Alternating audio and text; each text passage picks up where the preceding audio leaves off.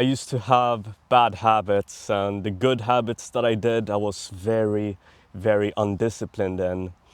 And the problem that I had, which maybe you have, is you try to watch many videos about trying to solve your habits, trying to remove the bad ones and do more of the good ones. But I think that there is something deeper than just changing the habits. You have to change yourself in a way. So I'm going to explain that in this video.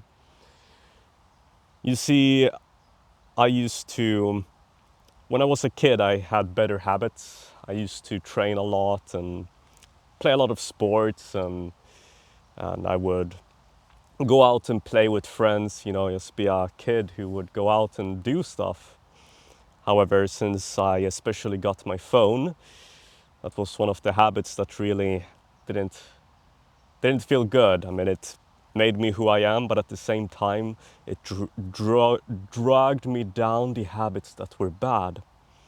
But then what happened was, as I tried to improve my habits, even though I had my phone, like I would doom scroll a lot, and so I'm just laying in bed scrolling and scrolling, and then what else? I am not eating so healthy, so I'm eating McDonald's and stuff. So the food that I eat and everything was just off. So my health wasn't there.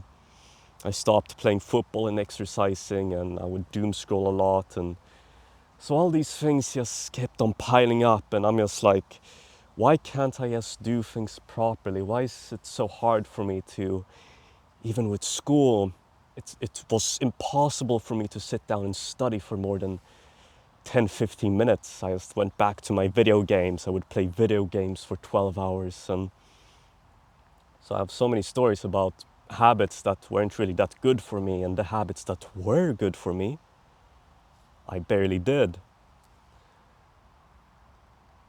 But then one thing that I realized is that, like, after all of these videos of trying to improve myself and saying to myself that I'm going to improve it, and I'm going on my phone, and I'm going on the settings on my phone to go down to screen time, so that I don't, on the screen it's dark, so that I don't spend a lot of time on my phone. I had to limit myself with the screen time. I even had the passcode set up so that I wouldn't spend a lot of time on it.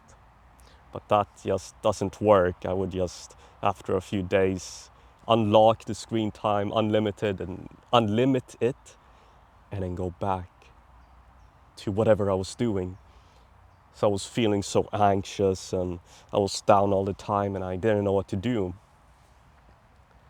But then, after I broke up with my first girlfriend, I realized I wasn't being the best version of myself. I had let down my habit of going to the gym, which was basically my only good habit.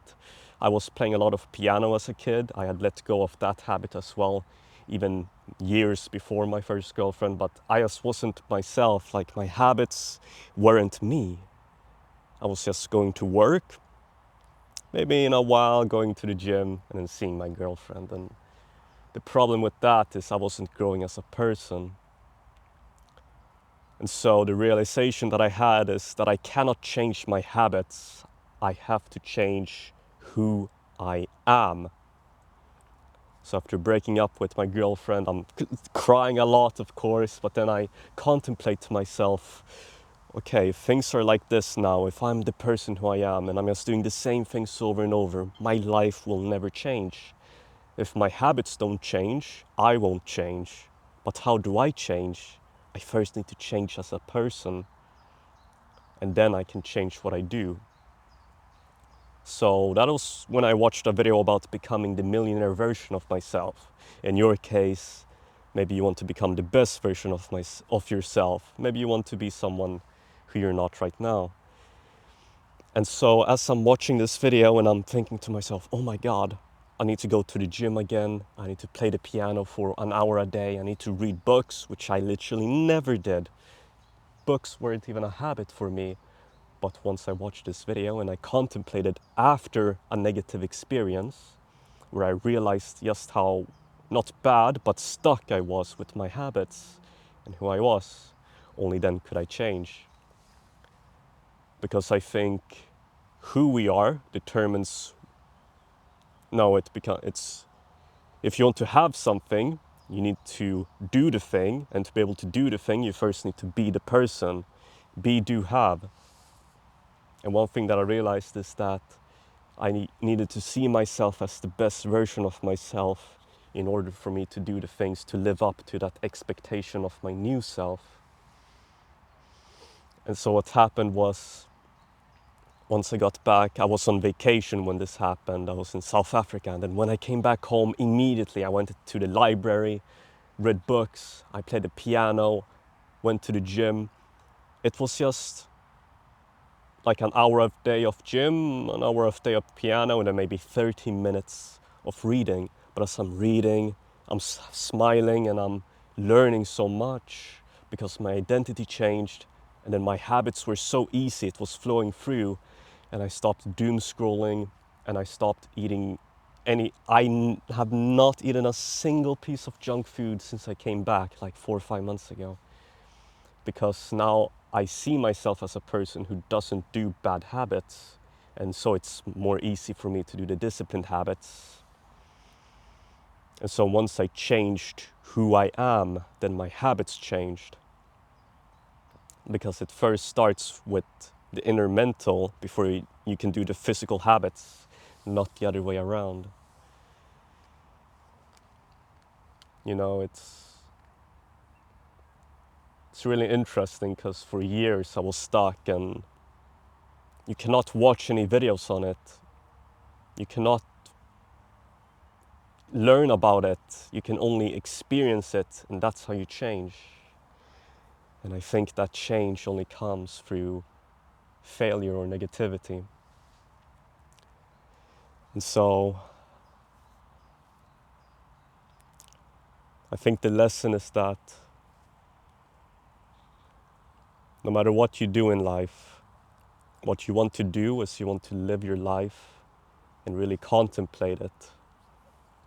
Because if you don't think about it like I did, I never thought about what would happen to my life if it continued the way that it did until after the breakup. So I'm thinking there for myself, this had to happen for me, even though the relationship ended, and you know, when relationships end, it ends in sorrow, but it led me to become the best version of myself. And instead, some or most people, they let the breakups get the worst of them, and they start to drink, and then they start to smoke and partying and instant gratification to not think about who they are. But I think the best version of ourselves only comes out when you realize how bad of the version, or not how fulfilled, not how much you realize the best version of yourself is so far away from your version that you are now. So really the lesson is just to self-actualize, and even if you do that, it really only changes through experience. So you have to be patient with knowing that you don't know what to do yet. But when you change who you are as a person, then your life will change. Because if you do not change, you'll be stuck for years. You will earn the same amount. You will know more than you know now. You will feel like you're wasting your life, because I was scrolling there and I was thinking, what am I doing with my life? And feeling guilty when I would eat junk food, but I wouldn't stop myself because it was easy. It's easy to stay stuck. It's easy to do that. The hard part is changing who you are.